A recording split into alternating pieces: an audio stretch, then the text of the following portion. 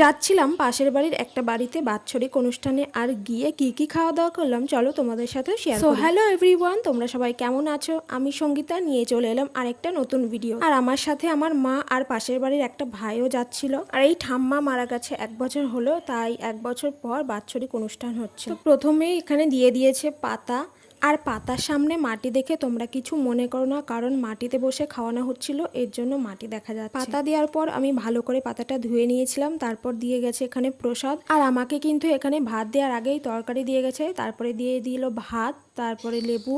আর এখানে কিন্তু সম্পূর্ণ নিরামিষ খাবারই হয়েছিল, যেহেতু বৈষ্ণব সেবা দেওয়া হয়েছিল তাই খাবারগুলোও নিরামিষ ছিল। তো তারপরে দিয়েছিল এখানে আলুর চিপস। আর আমি কিন্তু এখানে ভাতের মাঝখানে গর্ত করছিলাম ডাল নেওয়ার জন্য, আর এই অভ্যেসটা কিন্তু আমরা ছোটবেলা থেকেই করে আসছি, বেশ মজার লাগে না? তো এখানে তো আমাকে অনেক কিছু দিয়েছিল, চলো এগুলো দিয়ে আগে খাওয়া দাওয়া করে নিই, তারপর তোমাদের দেখাচ্ছি এখানে আর কি কি দিয়েছিল।